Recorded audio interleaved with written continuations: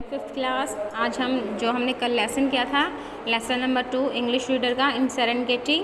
तो आज हम उसी को कंप्लीट करेंगे। हमारा हाफ लेसन कल हो चुका था। आई होप आप लोगों को अच्छे से समझ में आया होगा।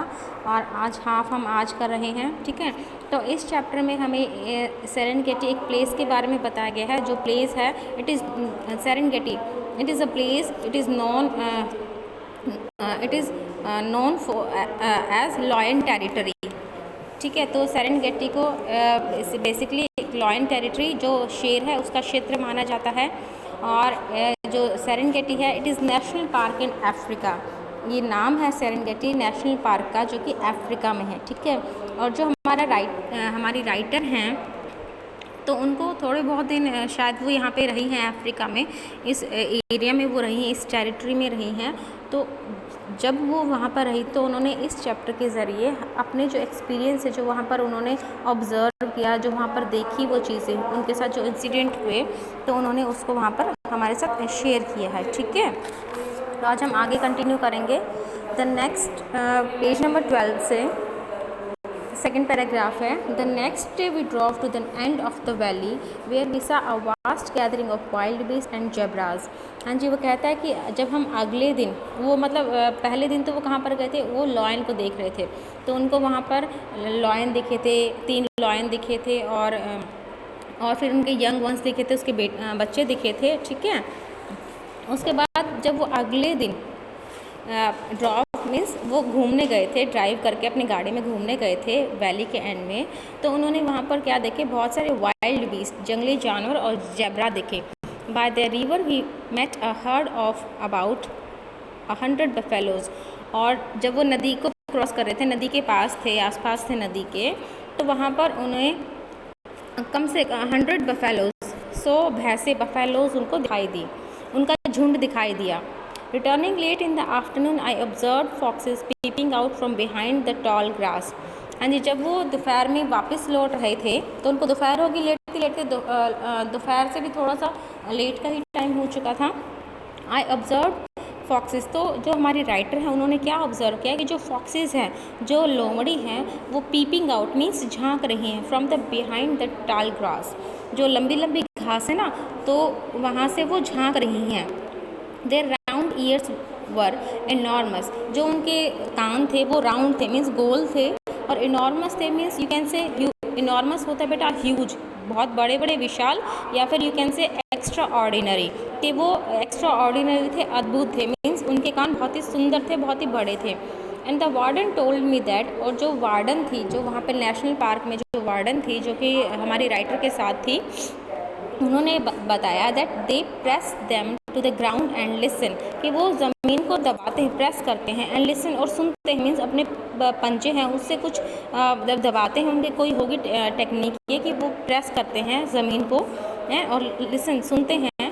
This is so that they can detect if a rat और mouse is close by.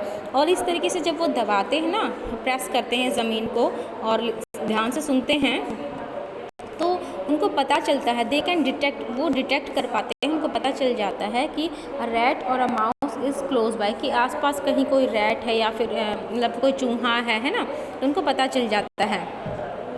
Then they can catch it, और फिर जब उनको पता है कि यहाँ पर आसपास कोई चूहा है, तो वो क्या करते हैं, उसको पकड़ लेते हैं। The dry season had come, dry season आप कह सकते हैं ऑटम या फिर समर, है ना। तो ड्राई सीजन यही होता है, ऑटम बिल्कुल, या फिर समर बिल्कुल बहुत ही गर्मी, तो ड्राई हो जाता है, तो वो आ गया, समर का टाइम था। The animal were now dependent on water holes and river which did not dry up. हाँ जी, और जो एनिमल्स थे वो किस पर डिपेंड हो गए, जो पानी के होल्स थे, है ना, पानी के होल्स से, और जो नदियाँ थी उनके ऊपर, क्योंकि जो गर्मी में, जब गर्मी होगी तो एनिमल्स को पानी चाहिए होगा ना, तो वो उनके ऊपर डिपेंड हो गए। However this also brought out the poachers, और यही जो टाइम था कि क्योंकि जब एनिमल्स है, प्यास लगेगी तो वो नदी के, फिर गर्मी में होगा तो पानी का जो, जहाँ पर पानी होगा उसके आसपास का एरिया ठंडा होगा, तो एनिमल क्या आ गए, नेचुरल सी बात है बेटा कि वो वहाँ पर आके बैठेंगे, ठीक है, नदी के किनारे, यहाँ पर पॉन्ड जहाँ पर भी होगा वो वहाँ पर आकर बैठेंगे, ठीक है। तो ये पोर्चर्स कौन होते हैं, जो कि एनिमल्स को हंट करते हैं, उनका शिकार करते हैं इलीगली, उनको मारते हैं। तो उनके लिए एक टाइम होता है कि वो शिकार करने का, क्योंकि उनको पता है कि एनिमल कहाँ पर मिलेंगे उनको, ठीक है। गर्मी के टाइम एनिमल मिलेंगे कहाँ पर, जहाँ पर नदी है या जहाँ पर पानी है उसी के आसपास। तो ये उनके लिए एक टाइम होता है इनका शिकार करने के लिए। Since they knew exactly where the animal would go to drink water and they could trap them। हाँ जी, अब उनको पता होता कि एग्जैक्टली कहाँ पर हैं एनिमल्स और कि पानी पीने आएंगे, और दे कुड ट्रैप देम, और फिर उनको ट्रैप कर लेंगे, मीन्स जाल में पकड़ लेंगे। And catch them to sell their skill for profit. हाँ जी, और जो उनकी खाल है, मतलब उनके दांत है, कुछ भी एनिमल्स की, ठीक है, तो वो उसको बेच देंगे अपने प्रॉफिट के लिए। The wardens worked very hard to stop their activities. जी, वार्डन्स है जो वहाँ पर जो उनके रखवाले हैं, जो टेक केयर करते हैं एनिमल्स की, वो बहुत मेहनत करते हैं कि कैसे भी करके इन पोचर्स को रोका जाए। It was horrifying to see so many poisoned arrow, metal trap and spears that they had taken away from the poachers. हाँ जी, बहुत ही डरावना, बहुत ही हॉरिफाइंग लगता है कि काफ़ी सारे पॉइजन एरो, मीन्स जो तीर हैं उनके ऊपर कुछ ऐसा पॉइजन लगा दिया जाता है, जहर लगा दिया जाता है, मेटल ट्रैप है, जाल हैं, है ना, स्पीयर्स होते बेटा भाले, है ना, कि काफ़ी सारे जो पोचर्स हैं उनसे लिए गए हैं, पोचर से, कि उनके पास काफ़ी सारे तीर मिले हैं, भाले मिले हैं और जाल मिले हैं जिनसे वो एनिमल्स को मारते थे, है ना, और उनको पकड़ते थे। The idea that the wild animal may one day become extinct सिकेंड में।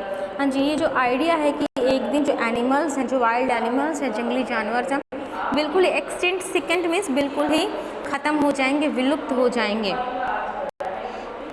जो बिल्कुल ही ख़त्म हो जाएंगे। तो ये मुझे मतलब सेकंड में मुझे थोड़ा सा अच्छा नहीं लगता, बुरा लगता है। जो राइटर वो कहते हैं कि जो आइडिया है कि एनिमल एक दिन बिल्कुल ही ख़त्म हो जाएंगे, तो मुझे बुरा लगता है। The longer I live among animals, कि मैं इन एनिमल्स के बीच में, मतलब मैं जब तक रहा, the more I want to help. जितने दिन मैं इसमें रहा, अपने टेंट में रहा, उस फॉरेस्ट में रहा, सपोज करो वो 1 मंथ रही हैं, 1 वीक रही हैं, 15 डेज, तो जब भी जितना टाइम वो वहाँ पर रही, द लॉन्गर जितना टाइम वो वहाँ पर रही, उन्होंने उन एनिमल्स की हेल्प करी है।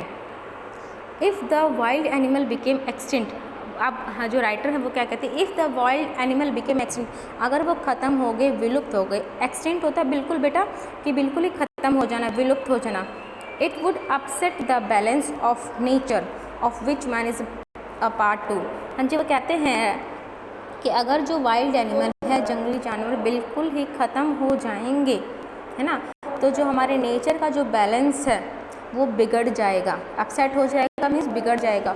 और इस अगर हमारे नेचर का बैलेंस बिगड़ गया, तो ये नहीं कि सिर्फ वाइल्ड एनिमल ही इसका उनके ऊपर असर पड़ेगा, मैन के ऊपर भी, because man is also a part of this balance of nature. क्योंकि जो मैन है, जो इंसान है, वो भी इस नेचर का एक हिस्सा है, इसका एक पार्ट है, ठीक है। तो हमें क्या करना है, देखो एक सीधी सी बात है, हमें पहली बात तो किसी को भी मारना नहीं चाहिए। एनिमल है, ठीक है, जैसे हम आप सपोज़ करो, जैसे अगर हम लोगों को कोई पिंजरे में बंद करे, ठीक है, तो ऐसे बुरी तरीके से ट्रीट करे, तो क्या हमें अच्छा लगेगा? तो अपने उन एनिमल्स को अपने प्लेस पे रख के सोचो, क्या हमें ये चीज़ अच्छी लगेगी? नहीं ना। तो देखो एनिमल कैसे बर्दाश्त करे, उसको जू में रखते हैं, पिंजरों में कैद करके, है ना, केज में रखते हैं, या फिर आप सर्कस में जाओ, वहाँ पर उनको ट्रीट, पहले वो कहते हैं कि कितना वेल मैनर्ड है, देखो सब कुछ सिखा, तो उनको सिखाने के तरीके क्या है, तो पहले उनको टॉर्चर करते हैं।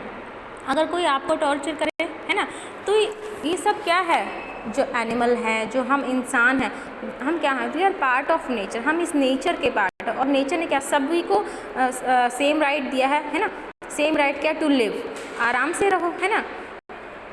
लेकिन इंसान क्या है आजकल अपने प्रॉफिट के लिए, अपने सारे प्रॉफिट के लिए, अपनी फैसिलिटीज़ के लिए सारे एनिमल्स को मारना है, उनकी स्किन को बेच रहा है, उनके दांत को बेच रहा है, तो ये सब क्या है, गलत है। और इससे क्या होता है, जो हमारे नेचर का जो बैलेंस है वो अपसेट हो जाता है, ठीक है।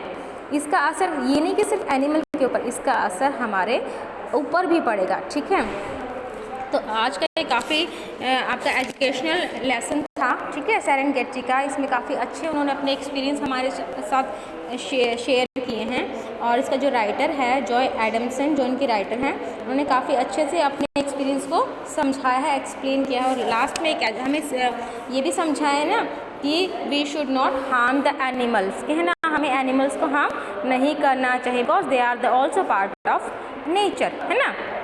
ठीक है, तो आई होप आप सब लोगों को चैप्टर अच्छा लगा होगा, अच्छे से समझ में आया होगा।